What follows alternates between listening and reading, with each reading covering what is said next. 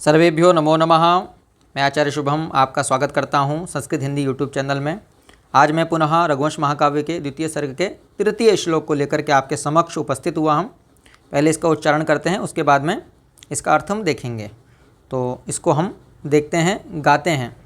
इसको गाएंगे कैसे? तो इसका जो छंद है वो क्या है? उपजाति छंद है। उपजाति, उसको कुछ इस प्रकार से गाया जाता है।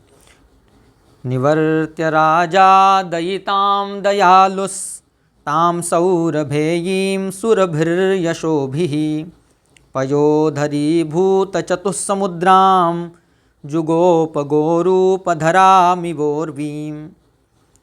अब यहाँ पे इसका अर्थ देखते हैं। निवर्त्य, निवर्त्य माने लौटा करके, राजा, राजा माने राजा दिलीप, दयिताम, दयिता माने अपनी पत्नी को, दयालु, दयालु ये राजा के लिए आया है, दयालु राजा, ताम माने उसको, उसको किसको? अपनी पत्नी को, सौरभेयीम, सौरभेयी जो शब्द है ये नंदिनी के लिए आया है। तो नंदिनी को, क्योंकि नंदिनी जो है सुरभि की पुत्री है। सुरभि किसका नाम है? कामधेनु गौ का, और उसकी पुत्री है नंदिनी, इसलिए उसके लिए सौरभेयी शब्द का प्रयोग हुआ है। सौरभेयीम नंदिनी को, सुरभिर यशोभि, सुरभि माने सुशोभनीय है, सबको अच्छे लगने वाले हैं। यशोभी माने अपने यश के द्वारा, राजा दिलीप के लिए ये शब्द आया है कि यशोभी सुरभि, अपने यश के माध्यम से जो सुरभि हैं माने सुशोभनीय हैं। फिर है पयोधरी भूत चतुस्समुद्राम।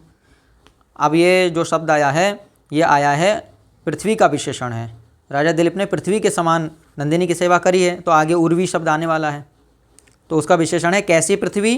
पयोधरी भूत चतुस्समुद्राम, मतलब ऐसी पृथ्वी जिसके चारों समुद्र मानो थन हो, स्तन हो, जिनमें जल या दूध भरा हुआ है, ऐसी पृथ्वी के समान राजा ने नंदिनी की सेवा करी।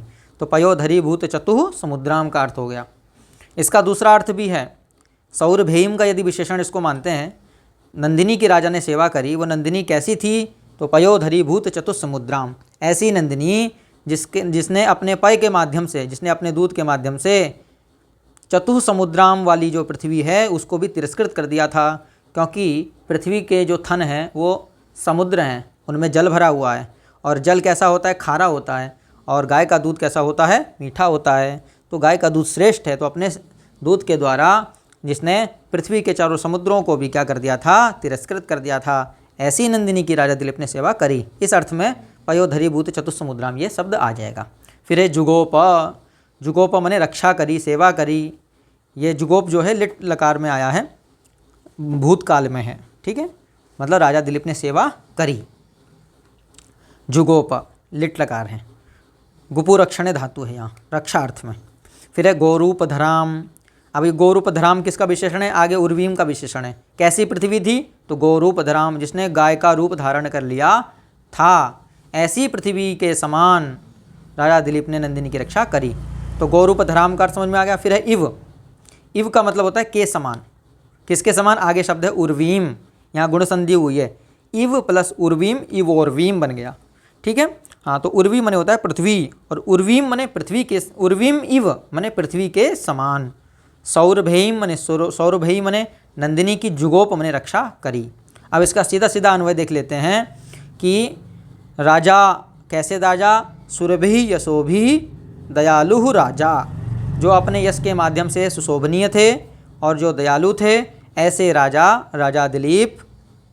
ताम दयिताम निवर्त्य, ताम मने उसको, दयिताम मने अपनी पत्नी को, अपनी उस पत्नी को जो राजा के साथ जंगल की ओर आ रही थी, उस अपनी पत्नी को, दयिता बोलते हैं प्रिय पत्नी को, तो उस प्रिय पत्नी को निवर्त्य मने लौटा करके। फिर आगे आया सौरभेयीम, सौरभेयीम जुगोप है आगे, सौरभेयी की रक्षा में लग गए। सौरभेयीम की रक्षा में राजा दिलीप लग गए। अब राजा दिलीप सौरभेयम की रक्षा में कैसे लगे? उर्वीम इव, आगे शब्द आएगा उर्वीम इव, माने पृथ्वी के समान राजा दिलीप ने उनकी सेवा करी या उनकी सेवा में लग गए, ठीक है। तो उर्वीम इव के दो विशेषण हैं, एक है पयोधरी भूत चतुस्समुद्राम और दूसरा है गोरूप धराम। ऐसी पृथ्वी जिसने गोरूप धराम, गो का रूप धारण कर लिया है, तथा ऐसी पृथ्वी जो पयोधरी भूत चतुस्समुद्राम है, जिसके चारों समुद्र जो हैं वो यद्यपि चारों समुद्र थन नहीं है, लेकिन थन के समान है, क्योंकि थन में दूध भरा होता है और समुद्र में भी क्या भरा होता है, जल भरा होता है। तो इसीलिए ऐसी पृथ्वी जो पयोधरीभूत चतुस्समुद्राम थी, मतलब जिसके चारों समुद्र ही मानो चारों उसके स्तन बन गए थे, ऐसी पृथ्वी के समान राजा दिलीप ने रक्षा करी। और गोरूप धराम, जिसने गाय का रूप धारण कर लिया था, ऐसी उर्वीम इव, ऐसी पृथ्वी के समान किसकी रक्षा करी, सौरभीम की रक्षा करी, मने नंदिनी की रक्षा करी।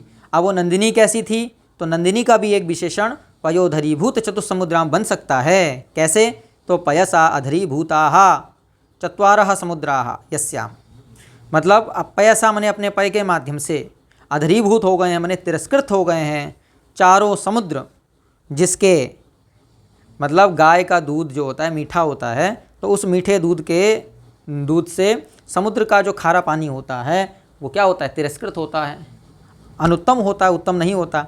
इसलिए ऐसी गाय की राजा ने सेवा करी जिसके दूध से पूरी पृथ्वी भी क्या थी, तिरस्कृत थी। ऐसी नंदिनी की राजा दिलीप ने सेवा करी। एक बार और अन्वय देखते हैं, फिर आगे बढ़ते हैं। दयालु यशोभिः सुरभिः राजा दिलीपः ताम दयिताम निवर्त्य, अपनी पत्नी को लौटा करके सौरभेयीम पयोधरीभूत चतुस्समुद्राम उर्वीम इव जुगोप। सौरभेयीम मने सौरभेयी की, पयोधरीभूत चतुस्समुद्राम गोरूपधराम उर्वीम इव जुगोप। पयोधरीभूत चतुस्समुद्राम वाली पृथ्वी, गोरूपधराम वाली पृथ्वी जिसने गाय का रूप धारण कर लिया है, ऐसी उर्वीम इव, ऐसी उस उर्वी के समान, पृथ्वी के समान जुगोप मने रक्षा की।